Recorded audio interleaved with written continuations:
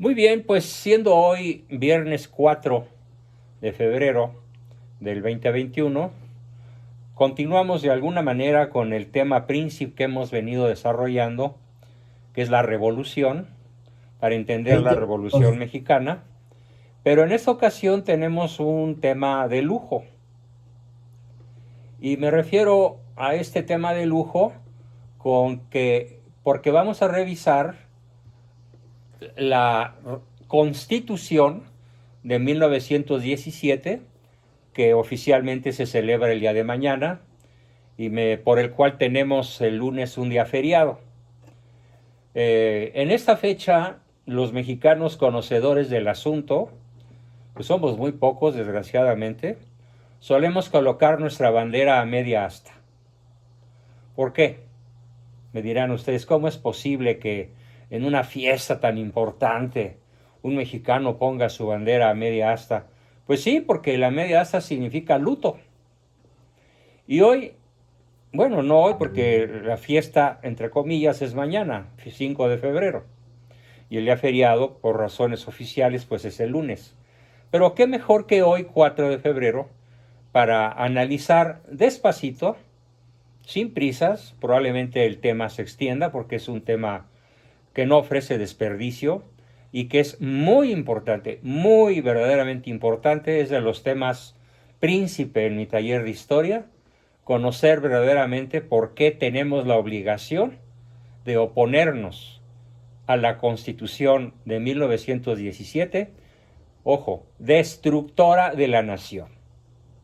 Este título es el título de un libro al que todos van a poder tener acceso eh, a partir de mañana. ¿Sí? Los que paguen su colegiatura del mes de febrero, los que ya la hayan pagado, nomás me mandan un mensaje, oye, yo ya la pagué, y les mando el libro que se llama La Constitución de 1917, Destructora de la Nación. Es un libro pequeño que escribimos en coautoría, mi señor padre y un servidor. Él escribió un libro bastante largo y con muchas disquisiciones de orden, digámoslo así, legal, pero yo le quité lo legal porque era muy farragoso, estaba escrito, digamos, para intelectuales, y el resumen que yo hice, incluso pues con su autorización, mucho antes de que él muriera, me enfoco prácticamente en lo histórico, en la forma mediante la cual la Constitución, yo suelo llamarle la prostitución, de 1917, se ha encargado de destruir a la nación. Literalmente. Nada más antimexicano que la Constitución de 1917, eh, entronizada, celebrada, realizada por el Consejo, por el Comité o como se le quiera llamar, prostituyente de 1917 en la ciudad de Querétaro, concretamente en el teatro de la ciudad de Querétaro. Y les voy a dar un dato muy interesante. Más de la mitad de los constituyentes eran analfabetos. No sabían leer ni escribir. Literalmente. Era gentuza, era la del pueblo. Pero armados. O masones, o comecuras, o revolucionarios, o sátrapas, o tiranos, y uno que otro intelectual por ahí de sesgo comunista. Porque a la par de ese suceso, pues en Rusia ya había efervescencia por el comunismo, que encabezaba en aquella época tan triste para Rusia, de Vladimir Ilich Ulyanov, mejor conocido como Lenin, que haría el desastre ruso más grande de su historia, con la Revolución Rusa. Aquellos vientos ya llegaban a México y basado entonces en personajes que eran gavilleros, que eran asaltantes, que eran ladrones a alto nivel, armados, que se encargaron de destruir vidas, haciendas, que se encargaron de destruir al México que don Porfirio Díaz había alejado con una moneda, con el dólar a 50 centavos, con una economía que era la envidia de Europa y que era un país que se podría denominar como el cuerno de la abundancia. La revolución, como yo le llamo la revolución, exterminó toda aquella belleza para dejarnos un México con 1 millón de muertos mínimo y con una serie de sátrapas que desde 1910 a la fecha se han encargado de seguirnos sumiendo en una especie de antinación. Esto se entiende mejor si les explico el contenido esencial de este libro, que yo resumí a partir del libro de mi padre, con todo respeto y veneración, para poderlo hacer del alcance y del consumo popular. Así que, repito, todos los que ya hayan enviado su cuota de febrero o los que estén por enviarla, lo tendrán en su WhatsApp personal para que lo disfruten, lo estudien, lo aprendan, lo dominen y lo puedan compartir con su familia y hacer patria. Hacer patria es librarnos de la maldición de esta Constitución. No celebremos entonces una inicua, que es el colmo de la iniquidad, ¿sí? El colmo de lo contrario a equidad es inicuo, inequidad, pero en forma brutal, en forma, yo diría, luciferina. Es una constitución inicua y perseguidora de la población mexicana creyente y de sus ministros de culto, los cardenales, los obispos, los sacerdotes, que osen oponerse a lo que vamos a ver que es el ADN de este terrible documento. Bien, ¿cómo se puede interpretar esta legislación que ataca lo más profundo de la identidad del pueblo mexicano, que es la religión católica? ¿Qué elementos pueden servir para leer esta Constitución? Hay un autor, Romero de Solís, que es un crítico histórico que ya murió, un católico ferviente, amigo de mi padre, propone unas claves para entender este documento de la Constitución de 1917. Estas claves, nos advierte el autor de ellas, no son absolutas, porque cada una de ellas tiene unos alcances que le son propios y algunas limitaciones. Y las claves para entender qué significa la Constitución de 1917, a la que mi padre y yo titulamos con el nada afortunado título de Destructora de la Nación. Primer clave: la Constitución de 1917 exuda un anticlericalismo militante. Entendiendo por anticlericalismo todo aquello que se opone al clérigo, al sacerdote, al sacerdocio, pero no al protestante, no al hinduista, no al vudú, no al yoga, sino en especialmente dirigido contra el sacerdocio católico. Anticlericalismo militante. No puede negarse este punto común en todos los legisladores, en todos los prostituyentes. Baste recordar los epítetos utilizados en las sesiones contra los sacerdotes, algunos de ellos impublicables, en un castellano brutalmente hiriente y ofensivo, y el modo de describir su estilo de vida y su vida privada. Podemos decir que cada una de aquellas sesiones de los prostituyentes de 1917 resumaban y exudaban anticlericalismo, anticatolicismo, particularmente contra los sacerdotes. Fue, por supuesto, el semillero que dio origen a lo que sería la persecución religiosa que lanzaron todos los revolucionarios desde 1910 hasta 1936, desde Madero hasta Cárdenas, pero con énfasis especial dos de ellos, Álvaro Obregón y Plutarco Elías Calles. Sin que los demás hayan sido hermanitas de la caridad, también perseguidores, pero destacan esos dos personajes que acabo de mencionar. Ese ambiente que se creó en esta serie de aquelarres masónicos para redactar la Constitución de 1917, fue el caldo de cultivo intelectual e ideológico que dio origen a la persecución religiosa, que a su vez dio origen a otro de los temas fundamentales que habremos de ver con muchísima alegría y también con cierta tristeza por el triste final, que es la Guerra Cristera.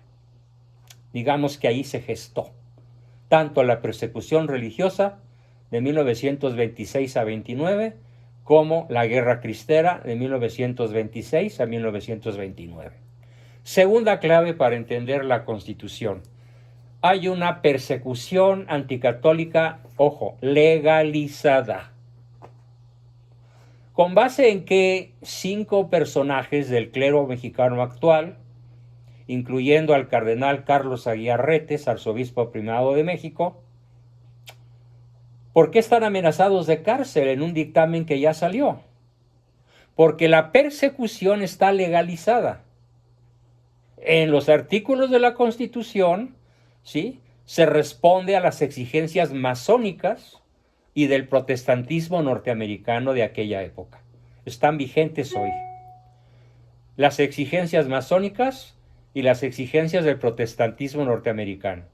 La masonería domina la política mexicana desde el siglo XIX, con la caída de Iturbide en 1824, a manos de los masones, por supuesto.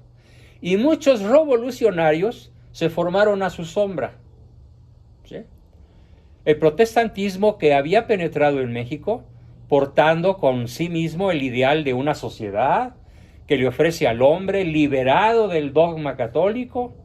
Fíjense, el hombre liberado del dogma católico le ofrece una plena realización, que es el modelo estadounidense de time is money, destruyendo un aspecto de la identidad mexicana, como se denunció tantas veces por un famoso periodista de apellido Pallavicini, que era el único personaje que llegó a oponerse a la forma como se redactaron los artículos.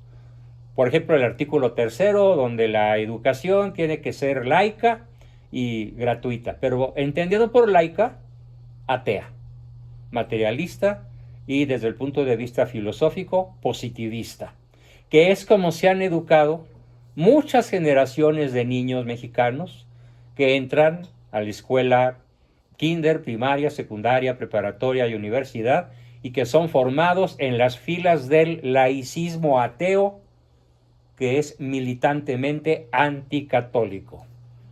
Si ustedes quieren saber el porqué del triunfo de Morena, con 35 millones de chairos, aquí está el origen, en la Constitución. Un niño mexicano bautizado, llevado a la iglesia por sus padres, durante su niñez y tal vez su adolescencia. Después, en la adolescencia y en la juventud, patas pa' que os quiero, y rompen con la ida a misa, el sacramento, la confesión, el rosario y demás. ¿Pero por qué? Porque han mamado desde el kinder hasta la universidad, ¿sí?, el odio a la Iglesia Católica, que es el tercer elemento que nos señalan los intelectuales que analizaron esta tremenda obra satánica: el odio a la Iglesia Católica. Surge una y otra vez en el Congreso el argumento histórico, ojo, lo voy a decir despacito, del papel opresor de la Iglesia en la época colonial y sus contubernios con los conservadores. La Iglesia, sigo hablando como revolucionario, la Iglesia es un enemigo para la patria, porque buscando sus intereses religiosos, controla la vida social, política y económica. Ataca la soberanía de la nación cuando clama por la intervención de otras potencias extranjeras en la vida nacional. ¿Cuál otra potencia extranjera? El Vaticano, que es un huevito de 2 kilómetros cuadrados, que no tiene armas ni la posibilidad de invadirnos, pero ni de sainete, que clama por la intervención de otras potencias extranjeras en la vida nacional, en fin, que mantiene postrado al país con sus mentiras y engaños, impidiendo la libertad, el desarrollo de la inteligencia y la evolución de las instituciones. Este fue el discurso de los prostituyentes de 1917 para sacudir a la población mexicana del yugo opresor, brutal de la Iglesia Católica y darnos la libertad. Vean el grado de absurdo, de patetismo al que llegan estos señores prostituyentes, negando que fue precisamente la Iglesia Católica la que fundó México, comenzando por el capellán de Cortés, el padre Olmedo, que es el que celebra la primer misa en el continente y el que bendice la cruz de la primer ciudad y municipio que se erigió en este continente bajo el signo cristiano y que fue la Villa Rica de la Veracruz. Y todas las capitales de todo Latinoamérica, fundadas por la Iglesia, o cuando menos la inmensa mayoría, y particularmente en México. Es decir, el prostituyente de 1917 pretende de un plumazo borrar 3 siglos de historia e instalar en el niño mexicano, en el adolescente mexicano, estos conocimientos. La Iglesia fue echada del país, fue echada de las mentes de nuestra niñez, porque la Iglesia jugaba un papel opresor en toda la época colonial y tenía contubernios con los conservadores. ¿Dónde hemos oído ahora en la mañana esta palabreja? Pues en Palacio Nacional, ¿no? Este señor acusa de conservadurismos, de conservadores, a los mismos que se opusieron en aquella época, los cristeros, ¿sí?, encabezados por mi señor abuelo, por don Adalberto Abascal y del Río, que era el jefe civil del ejército cristero, para regresarle al pueblo de México la libertad que había tenido durante 3 siglos de dominio de la Iglesia. Se manejó exactamente al revés, ¿sí? Es como una película de terror en donde los malos son los buenos y los buenos son los malos. Y el final es catastrófico.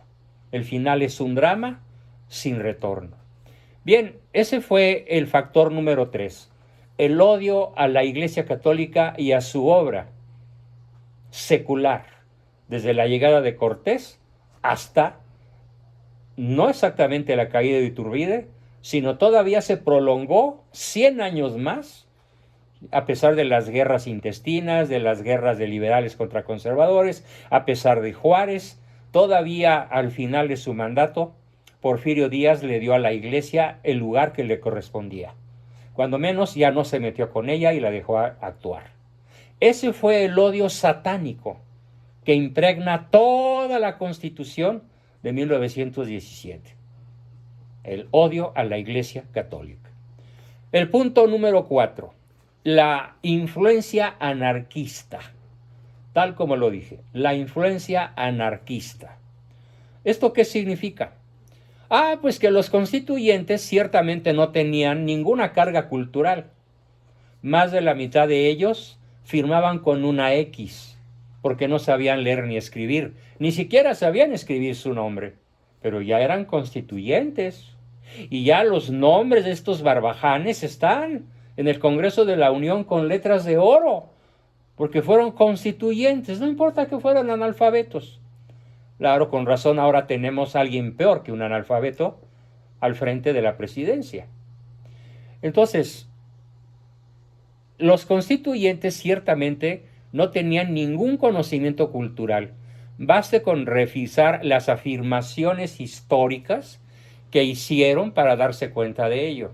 O sea, cada vez que hablaban de historia, hagan de cuenta que estamos escuchando al peje.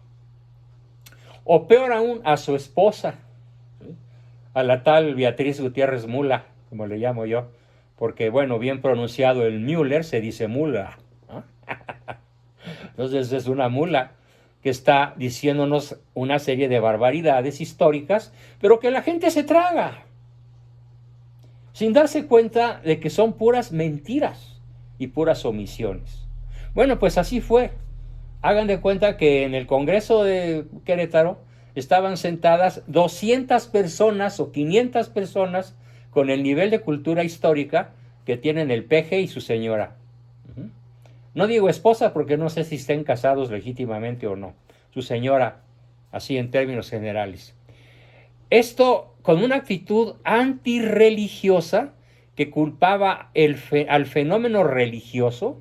Fíjense, la Constitución de 1917 culpó a la religiosidad del pueblo de México el estado de cosas. La guerra intestina, la pobreza del campo, la depredación, la injusticia, las formas de pobreza que había en aquella época, el analfabetismo y todos los males de México, los prostituyentes se los adjudicaron cómodamente a la Iglesia Católica. Entonces, ¿qué tenían que hacer? Echar de la mente de los niños mexicanos, de los jóvenes y aún de los adultos, todo amor a la Iglesia. Por esa razón, a ver, díganme si no es verdad lo que voy a decir. En su propia familia, muchas personas, su marido, su hijo, su hermano, su abuelo, su papá, su tío, su conocido, su pariente dice, yo sí creo en Dios, pero no creo en la Iglesia Católica. ¿Cuántos hay así? Nos rodean. Sí creo en Dios, pero eso que ir a la iglesia cada 8 días y confesarme con un cura que puede ser más pecador que yo, no, la verdad no. Así es la inmensa mayoría del pueblo de México. ¿Quién hizo esta barbaridad? La Constitución. ¿A través de qué? De la educación laica, positivista y materialista, que es el siguiente punto. La herencia positivista. Aquí la palabra positivista no tenemos que interpretarla en el sentido de pensamiento positivo, de pensamiento, digamos, favorable y optimista. No, no, no. La herencia positivista se refiere a uno de los peores errores intelectuales que la humanidad haya cometido. Y se refiere a la escuela filosófica llamada así, el positivismo, que dice que si no lo podemos ver, oler, tastear, escuchar, tocar y sentir, ojo, no existe. Ese es el positivismo. Únicamente podemos conocer aquello que pasa por los órganos de los sentidos. Ese es el positivismo. Así que de positivo no tiene nada, porque de golpe y porrazo, ¿qué elimina? Pues elimina el conocimiento de Dios a través de la razón y a través de la revelación, elimina el conocimiento de quién soy, de dónde vengo y a dónde voy, al eliminar de golpe y porrazo el alma humana. Yo he hecho pruebas de conocimientos en alumnos de cuarto de primaria o de cuarto de preparatoria y no tienen la menor idea de cómo se define quién es un ser humano. Vamos, ni siquiera en las escuelas mal llamadas católicas privadas, porque no han sabido transmitirlo. Entonces el mexicano común, el mexicano promedio, sobre todo el chairo, ¿qué piensa? ¿Cómo piensa? ¿Cómo está estructurada su mente? Pues como lo hizo la Constitución, de manera positivista, de tal manera que solamente cree prácticamente en aquello que puede ver, tocar, oler, medir y pesar. Pero no tiene un acceso racional y mucho menos un acceso revelado por Dios a través de la Iglesia de lo que es nuestro origen, nuestra identidad y nuestro verdadero destino. Por esa razón, aquel famoso cardenal que vino a mi casa cuando yo tenía 9 años, en 1952, y que fue paseado por mi padre durante algunas semanas por todo México, cuando finalmente le dio sus impresiones a la familia huésped, a la familia que lo había hospedado, nosotros, de cómo era el mexicano de aquella época, dijo, pues tristemente, don Salvador, México es una nación de bautizados, ex cristianos, neopaganos. Estamos hablando de 1952. ¿Qué diría 70 años después? O sea, hoy. Hemos asistido ya a una apostasía general de las masas. incluyendo sacerdotes católicos que son amlovers, aunque estén excomulgados por su simpatía con un abortista, pero son amlovers. Y hay un sacerdote por ahí que dice que el peje tiene olor de santidad, ¿sí? Solalinde. Entonces, la herencia positivista, ¿en qué consiste? Lo voy a decir en lenguaje filosófico y después, si hay alguna duda, me consultan. Es la proclamación de la ciencia como única bienhechora de la humanidad, donde el orden y el progreso serán las características de la nueva sociedad sin religión, sin Dios, sin alma inmortal, sin el espíritu.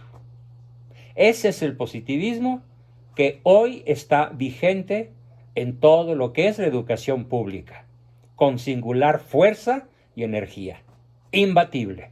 Se mantiene el positivismo ateo en toda la educación de este país. De ahí surge el narco, de ahí surgen los chairos, de ahí surgen los que gobiernan este país, incluyendo jerarcas y personajes famosos del PAN, que durante algún tiempo fue una correcta oposición y que hoy ya chaquetearon y ya se pintaron con el arco iris de la ideología de género, incluyendo a su presidente nacional, un tal señor Marco Cortés. Entonces, la herencia positivista es la maldición de México y está plasmada en cada artículo de la Constitución, ya sea de forma explícita o de forma implícita, o de forma directa o de forma indirecta, pero la Constitución mexicana que nos rige es estricta y enteramente positivista, en el sentido de la proclamación de la ciencia como única bienhechora de la humanidad, haciendo un lado ¿qué? El conocimiento de lo divino, el conocimiento del alma humana y sobre todo el conocimiento de Dios y de la verdad de Cristo a través de la revelación de la cual es depositaria la Santa Madre Iglesia Católica Apostólica Romana.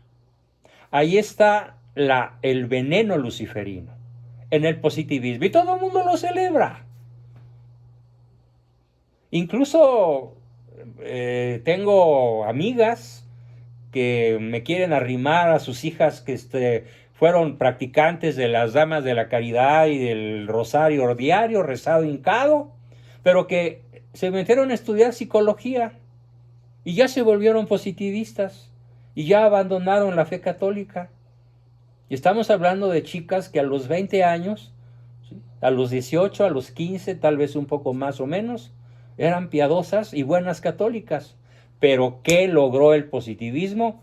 Borrarles el conocimiento de lo divino, el conocimiento de la inmortalidad humana, gracias a un positivismo luciferina y astutísima e inteligentísimamente planteado.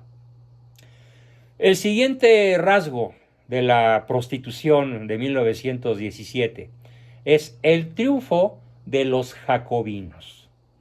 ¿Qué es eso de los jacobinos? Bueno, se entiende por jacobino el que odia al católico, pero particularmente el que quiere ver muerto al sacerdote. Ese es un jacobino. Y la Constitución estuvo redactada principalmente por jacobinos.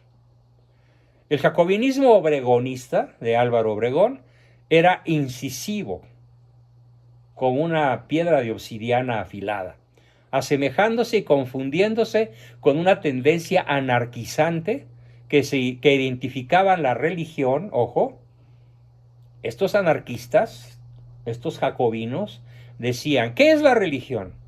La religión es fanatismo. La religión nos niega la libertad de conciencia. La religión católica, sobre todo, nos obstaculiza el pleno desarrollo de la personalidad humana. Incluso ahora, ¿qué sostienen las corrientes LGTBI? Sostienen que todas las formas de sexualidad promueven la personalidad humana, incluyendo todas las formas que en psiquiatría se conocen con el nombre de perversiones. Promueven la personalidad humana. ¿Quién sembró esta semilla luciferina? La Constitución de 1917.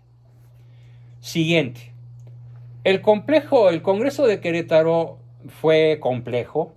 Quedaron marginados grupos del viejo y del nuevo régimen, quedaron marginados villistas, zapatistas, convencionistas, huertistas, sobre todo quedaron marginados los católicos. Igualmente fue marginado el pueblo. El pueblo tuvo muy poco o nada que ver con la creación de esta Constitución. La gran mayoría de la nación estuvo totalmente ajena a los trabajos del Congreso. Los congresistas no publicaban sus redacciones, no las daban a conocer a la prensa, lo hicieron todo en un aquelarre de orden masónico, y ya cuando estuvieron de acuerdo lo lanzaron y lo promulgaron. Es la palabra correcta que se usa para hablar de la promulgación de una ley. En este caso, de la Constitución de 1917. Una pequeñísima minoría fue la que legisló, o sea, no más de 200 individuos psicópatas, ignorantes, analfabetos, jacobinos, positivistas, materialistas, perseguidores de la iglesia, fueron los que legislaron para la totalidad del pueblo de México. O sea, 200 contra millones. Y naturalmente en aquella época, pues México a lo mejor tenía 20 o 30 millones de habitantes. Y ahora pues son 100 más, 100 millones más. Pues sigue vigente el que unos cuantos jacobinos, comecuras, legislan para toda la nación mexicana. Eso está vigente. ¿Por qué? Porque la Constitución, como sigue siendo redactada, a pesar de los innumerables cambios que se han hecho a algunos de sus numerosos artículos, no se ha modificado un solo párrafo a favor de la fe del pueblo. Las modificaciones han sido legalistas, han sido de argüende, han sido de conveniencias del momento, de golpe político, de la prepotencia de un grupo sobre otro, pero el ADN de la Constitución sigue siendo como lo describí. Repito, anticlerical, con persecución legalizada, con influencia anarquista, con la herencia positivista del filósofo ateo y materialista, y con el triunfo de los jacobinos comecuras. Eso sigue vigente. ¿Qué celebramos? Nada. Estemos de luto y denunciemos una ley inicua, monstruosamente inicua. No sé si quieras esperarte al final, Ricardo, o consideres importante intervenir ahorita. Adelante. Solamente hay un elemento que siento que usted está olvidando, que es el liberalismo, que es básicamente... Es lo que iba a decir. Perdón. pero dilo. Dilo y yo lo completo. Prefiero que usted lo diga completo y yo ya lo que sea. Además, la Constitución se supone que es liberal. ¿Qué entendemos por liberalismo en filosofía? Lo dice una frase en francés que lo revela todo. Laissez-faire, laissez-passer. Que significa dejar hacer y dejar pasar. Es decir, no hay bien objetivo, no hay mal objetivo. Cualquier ocurrencia es bienvenida en el liberalismo.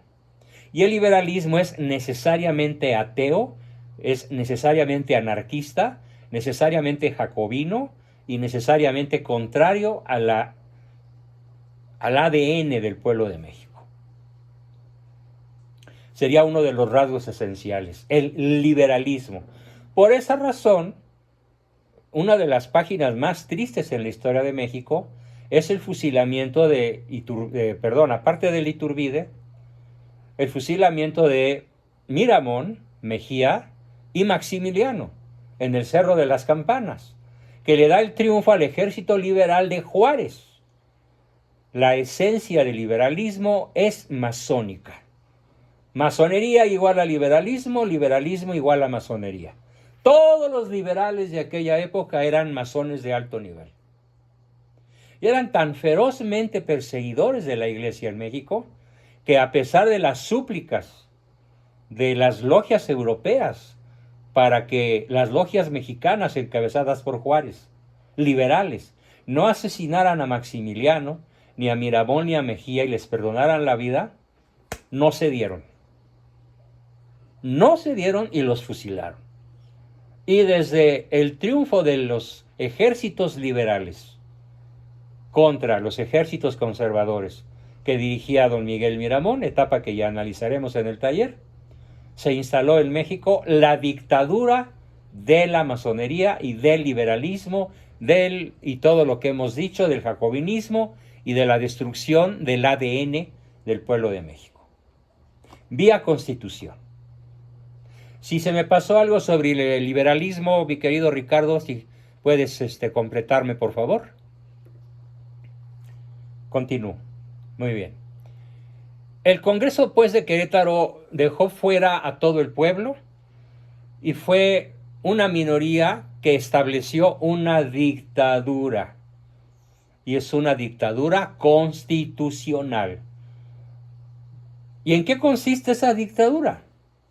Bueno, consiste en los 7 pactos que desde 1929 nos tienen bajo un sistema dictatorial, en el cual ellos se repartieron el territorio, ellos se perpetuaron en el poder, incluyendo a Fox y Calderón, y no se diga ellos descristianizan a la nación, ellos desvinculan a la familia, ellos dejan de improductivo al campo, ellos odian la ciencia y la tecnología. Ya lo vimos lo que dijo el Peje, para hacer un pozo petrolero nada más hay que hacer un hoyito en la tierra, no tiene ninguna ciencia. Y está visto que este presidentucho odia la ciencia y la tecnología, detesta el conocimiento, pero no es el primero. Es un rasgo del revolucionario, es un rasgo del prostituyente, del constituyente, comenzando porque eran dignos antecesores del actual presidente por analfabetos. Entonces, todas las tendencias expuestas antes convergían en crear un Estado con un agresivo y macizo poder ejecutivo, del cual se derivó lo que se conoce en la historia de México, que vamos a analizar también, con el nombre de presidencialismo.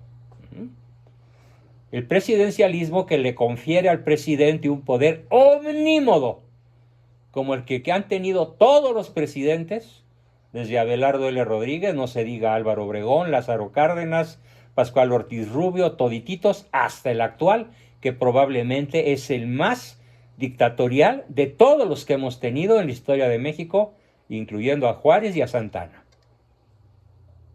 Todos los días vemos muestras de su brutal autoritarismo, de la terrible dictadura. ¿Sí?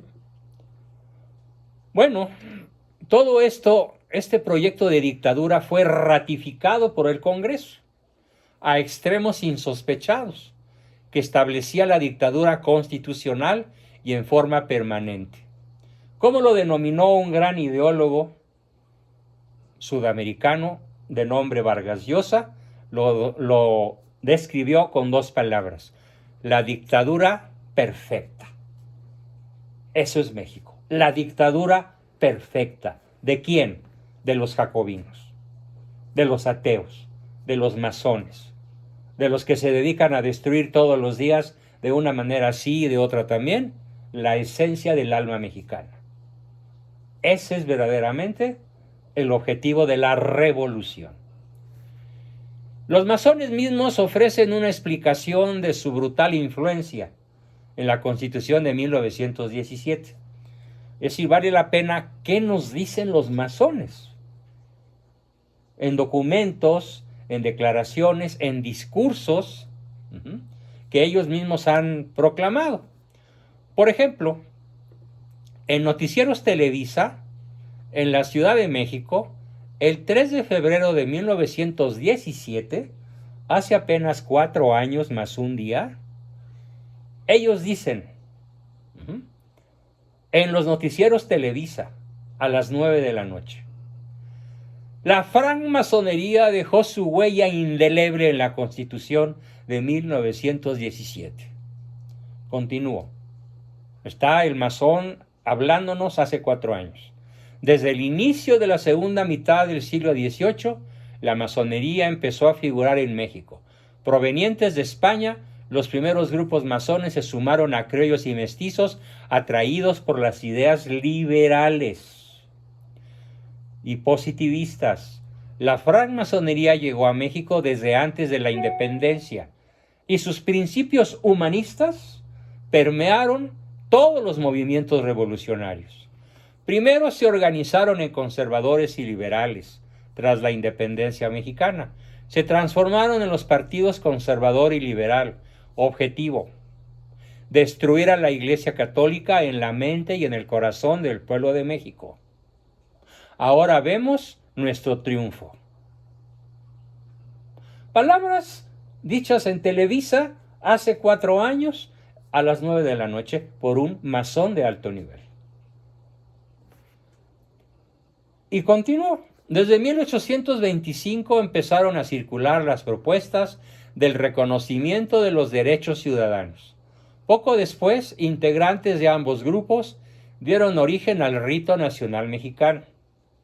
Nuestro héroe ínclito y máximo, don Benito Juárez García, fue la principal figura de la masonería.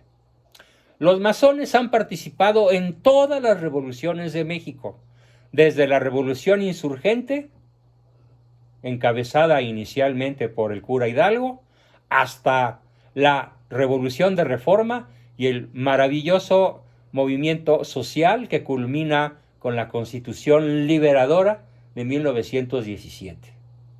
No está hablando un católico, no está hablando mi padre, no estoy hablando yo. Son sus propias palabras. Así es como ellos cantan su triunfo, ya con absoluto desparpajo ante la nación entera. Los masones, Patricia Galeana, directora general del Instituto Nacional de Estudios Históricos y de las Revoluciones de México, el INERM, explicó sobre la masonería que fue un movimiento clave desde la Revolución Francesa, las independencias de todos los países latinoamericanos, hispanoamericanas y desde luego de México. Y sigue diciendo esta señora: nosotros los masones hemos participado en todas las revoluciones de México, desde la Revolución Insurgente, la Revolución de Reforma y el movimiento social que culmina gloriosamente con la Constitución de 1917. ¿Vale?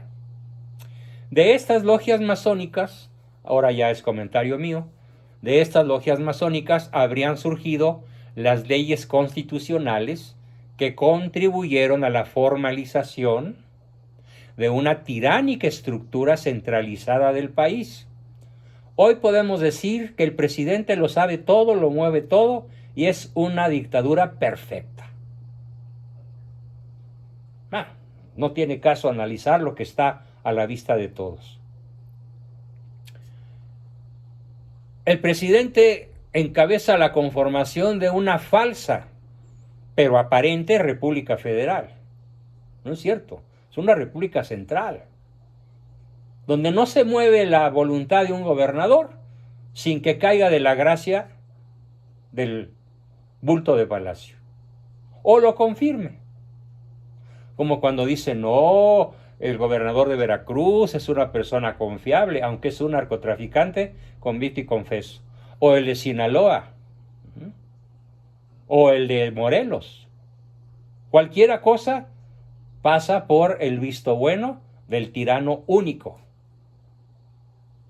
En un país que parece una república federal, pero que en realidad es la dictadura perfecta y que tiene sustento en la propia Constitución. Entonces, de las logias masónicas surgieron las leyes constitucionales que formalizaron la estructura tiránica centralizada del país y la conformación, repito, de una falsa pero aparente república federal, de aspecto soberano, absolutamente falso, de una nación independiente sujeta a USA, de modo perfecto, con una división de poderes en legislativo, ejecutivo, judicial, pero en donde de todas maneras, y lo estamos viendo hoy en la mañanera, ¿sí?, el poder judicial y el poder legislativo hace lo que el ejecutivo le manda.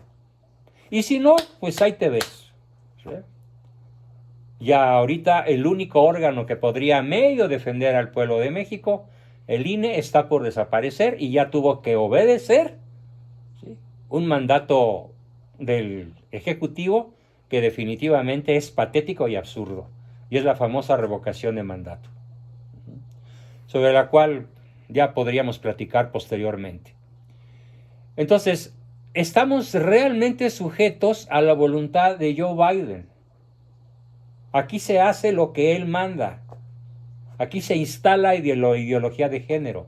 Aquí se protege al pensamiento jacobino, al pensamiento liberal, al pensamiento masónico. Es la directiva global. Claro, Biden a su vez obedece a la cúpula sionista. El Congreso Constituyente de 1856, o sea, varias décadas antes, también había sido dominado por masones. Ponciano Arriaga, Guillermo Prieto, Francisco Zarco, Valentín Gómez Farías o Santos Degollado, todos estos que acabo de decir, repito, Ponciano Arriaga, Guillermo Prieto, Francisco Zarco, Valentín Gómez Farías, Santos Degollado, Benito Juárez, todos son los prohombres de Morena, del bulto de Palacio, son sus héroes. ¿Por qué? Porque son masones. Y porque desde esa Constitución de 1857, la masonería ha pretendido gobernar México con un sesgo constitucional y federal sin serlo. Casi todos los historiadores de ambos bandos señalan que la contribución masónica de 1857 fue garantizar, entre comillas, los derechos del hombre, la soberanía nacional y la división de poderes en legislativo, ejecutivo y judicial, puro jarabe de pico. Asimismo, la adopción de un régimen republicano, otra faramaya, representativo y popular, otra faramaya. Y no solo la persecución feroz contra la Iglesia Católica y asegurar, ojo, el despojo no solo de sus bienes materiales, y aquí viene lo más importante de la sesión, sino sobre todo despojar al pueblo de México de la influencia espiritual, ideológica, psicológica y cultural de la Iglesia Católica. Ambas constituciones, la de 1857 y la de 1917, tuvieron ese éxito asombroso: la descristianización, la descatolización del pueblo de México. Y por eso hoy podemos decir que el Pejelo-Postli sigue conservando simpatías de más del 60% de la población. ¿Por qué? Porque fueron descristianizados en la escuela laica, porque fueron descatolizados, porque fueron arrancados del seno de la Santa Madre Iglesia Católica y echados en brazos del positivismo, del jacobinismo, del liberalismo o de un catolicismo light, que yo llamo católico diésel. Diésel que es católico. Así que si algo hay que celebrar es el triunfo de la masonería, y por eso ellos están tan contentos. Por eso el régimen está tan fascinado con sus éxitos. Y nosotros los católicos de a pie, milando como el chinito, sin denunciar el mal. Le explicaba yo el otro día a un grupo de personas que malamente decían, es que somos profetas. No, espérame. Sí, como no, somos profetas, sacerdotes y reyes, por estar bautizados. Bueno, pero eso es en cierto sentido. ¿Qué significa que el católico bautizado es un profeta? Nada más dos cosas: que anuncia el evangelio y denuncia la adversidad, denuncia al adversario. denuncia al maligno. Anunciar y denunciar. Pero eso no significa que al anunciar el Evangelio y al denunciar al maligno tengamos el don de la profecía. Pues este grupo de personas ignorantes pero de buena fe insistían en que su hijito de 10 años es un profeta. Bueno, la discusión se alzó de tono, yo conservé la calma, pero finalmente fui cortado de ese grupo y ni modo. Ahora sí que no le tiremos margaritas a los cerdos, como dicen por ahí los poetas. Entonces, ¿qué nos toca a nosotros? Frente a un drama nacional tan monstruoso como el que estamos viviendo desde 1824 con la caída de Iturbide. Nos toca entender que el liberalismo, el positivismo, el jacobinismo, el constitucionalismo y todo lo que nos han impuesto los masones desde hace 200 años están prácticamente exterminando la verdadera fe católica en este país. Y hoy puedo decir que somos unos cuantos los verdaderos católicos. Unos cuantos. Claro, el INEGI va a decir que son 92 millones. Pero si somos 9 millones, somos muchos. Yo apostaría por una cifra probablemente inferior a los 2 millones.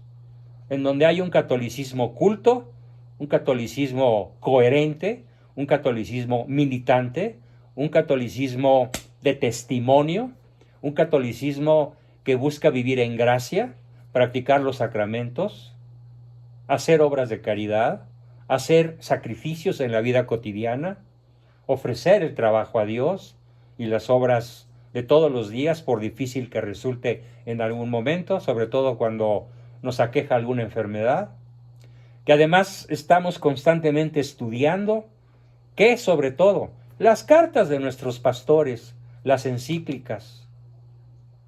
En la próxima sesión vamos a ver qué nos dicen los papas sobre la cuestión que acabo de plantear al hacer esta crítica demoledora, pero con bisturí, de esta nefasta prostitución que hoy tiene a la nación mexicana por el pescuezo y ahogada y casi sin respirar. Bueno, pues mis queridos amigos, esta fue mi exposición del día de hoy y pasamos, como todos los lunes, a sus preguntas, comentarios, aportaciones y demás. Adelante, por favor. Sí, Ricardo, te escuchamos.